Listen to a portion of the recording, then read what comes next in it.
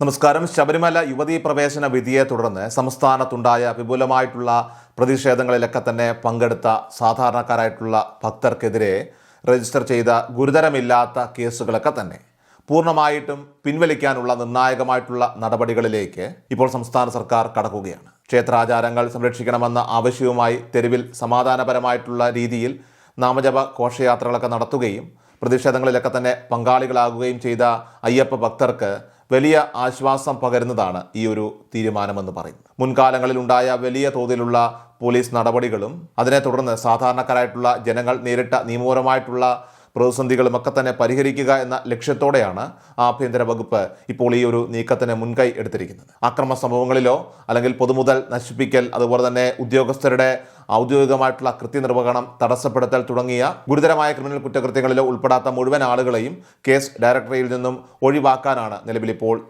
ആഭ്യന്തര വകുപ്പ് തീരുമാനിച്ചിരിക്കുന്നത്. സംസ്ഥാന ചരിത്രത്തിൽ തന്നെ ഏറ്റവും വലിയ ജനകീയ പങ്കാളിത്ത ദൃശ്യമായ ഒന്നായിരുന്നു ശബരിമല ആചാര സംരക്ഷണ പ്രക്ഷോഭങ്ങൾ.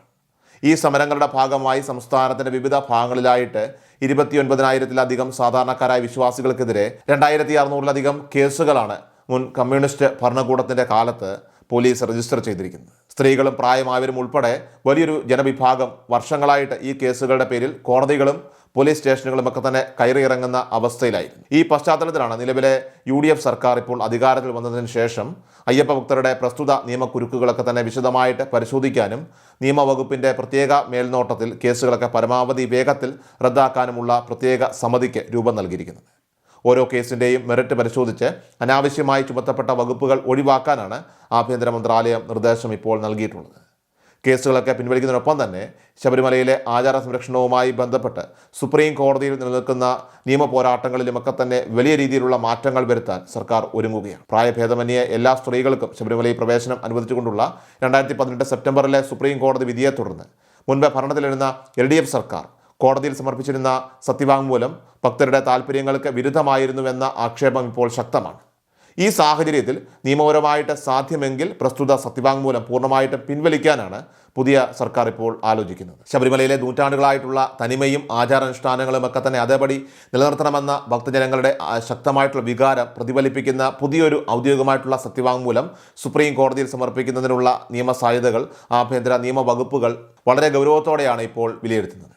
ചരിത്രപരമായിട്ടുള്ള സുപ്രീം കോടതി വിധി പുറത്തു വന്നയുടൻ തന്നെ അതിലെ നിയമപരമായിട്ടുള്ള വശങ്ങളോ പോരായ്മകളോ കൃത്യമായി പുനഃപരിശോധിക്കാനോ ഭക്തരുമായിട്ട് ചർച്ച നടത്താനോ മുതിരാതെ വിധി അപ്പാടെ നടപ്പാക്കാൻ അന്നത്തെ LDF സർക്കാർ കാണിച്ച അനാവശ്യ തിടുക്കമാണ് കേരളത്തെ വലിയൊരു സംഘർഷ ഭൂമിയാക്കി മാറ്റിയതെന്ന വിമർശനം ഈ റിപ്പോർട്ടിൽ അടിവരയിടുന്നു. ലക്ഷക്കണക്കിന് വരുന്ന അമ്മമാരും സാധാരണക്കാരായിട്ടുള്ള വിശ്വാസികളും സ്വമേധയാ തെരുവിലിറങ്ങി നാമജപ പ്രതിഷേധങ്ങളൊക്കെ തന്നെ നടത്തിയപ്പോൾ അതിനെ അധികാരബലം ഉപയോഗിച്ച് അടിച്ചമർത്താനാണ് അന്നത്തെ കമ്മ്യൂണിസ്റ്റ് ഭരണകൂടം ശ്രമിച്ചതെന്ന രാഷ്ട്രീയ ആരോപണം UDF സർക്കാർ ഇപ്പോൾ ഉന്നയിക്കുന്നുണ്ട്. എന്തിനേറെ സമാധാനപരമായി പ്രതിഷേധിച്ചവർക്കെതിരെ പോലും ജാമ്യമില്ലാ വകുപ്പുകൾ പ്രകാരം കള്ളക്കേസുകളൊക്കെ ചുമത്തുകയും അവരെ ജയിലിൽ അടയ്ക്കാനായിട്ട് ശ്രമിക്കുകയും ചെയ്ത നടപടി വലിയ ജനരോഷത്തിന് കാരണമായിരുന്നു.